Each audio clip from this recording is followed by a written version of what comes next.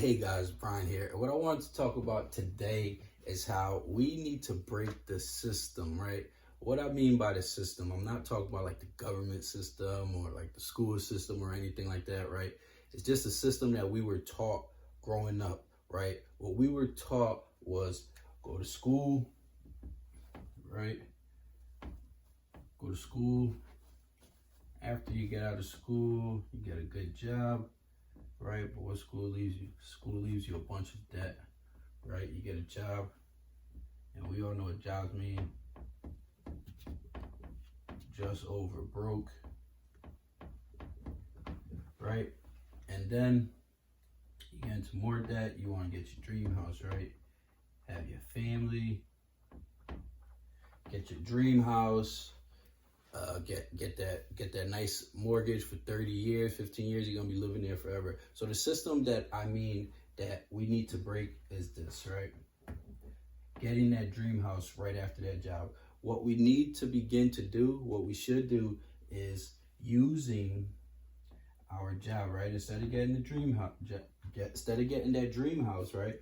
What we do is get a multifamily. Right? Get a multifamily.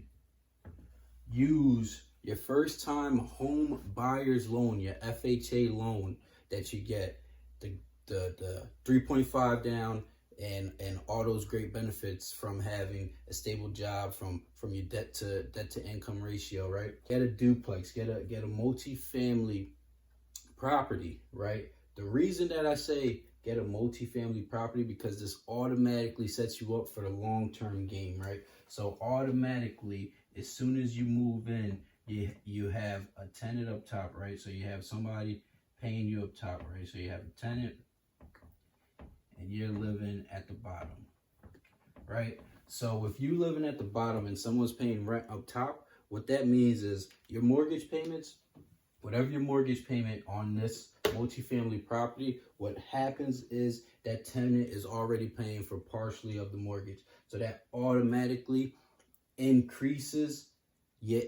increases your income, but it decreases your expenses, right? Because now you don't have to worry about paying a huge mortgage, right? And after a year of having that FHA, right? Because with the FHA, you have to be in that property for at least a year before you can move out, right? Studies show that after you buy your house, right, after you buy that single family home, people generally want to move out after 5 to 7 years. That's why you notice a lot of people, after a few years, they start changing stuff around. It could be a brand new house. They start changing stuff around, changing the floors, changing little stuff, adding additions into the house. Why? Because they're getting tired of being in that same place. They want something new. Studies show 5 to 7 years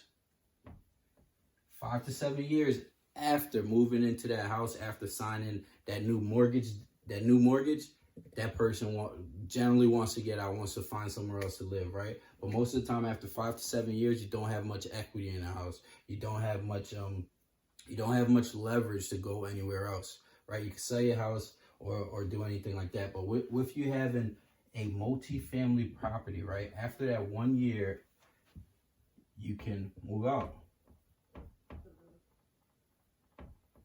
right? You can move out, and now you have, instead of you're living in here, you have another tenant.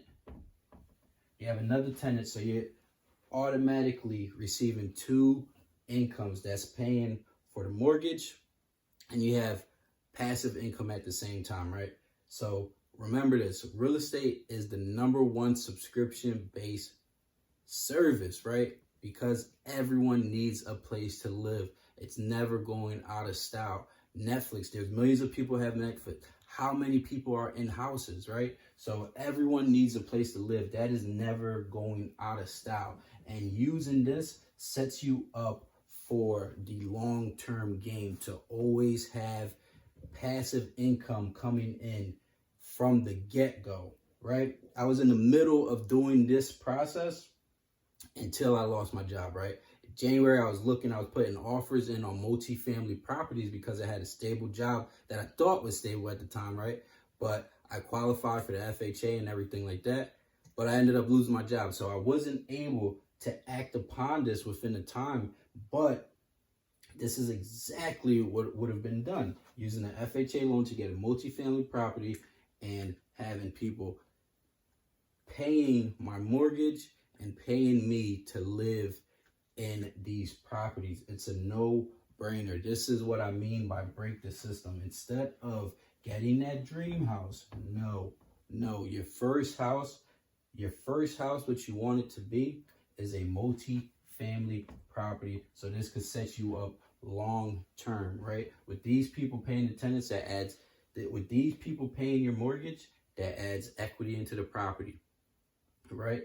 That gives you so much leverage in the property, in what you're doing, where when you move out, you can do whatever you want, right? With the equity that's in your multifamily property, you can use that to buy another home, right? You can use that as a down payment for another house. You can use that for whatever you want, right? So this is a no-brainer. This is what I mean by break the system. There's a lot of systems, but this is the system that I wanted to hound on, about breaking the system, about how we're taught to go to school, get a job. Then after we get a job, right, everyone wants to buy a house, right? But your first house, in my opinion, if you're able to qualify for the FHA loan or whatever loan, if you're able to qualify for it, your first property should be a multi-family property. It sets you and your family up for the long-term game.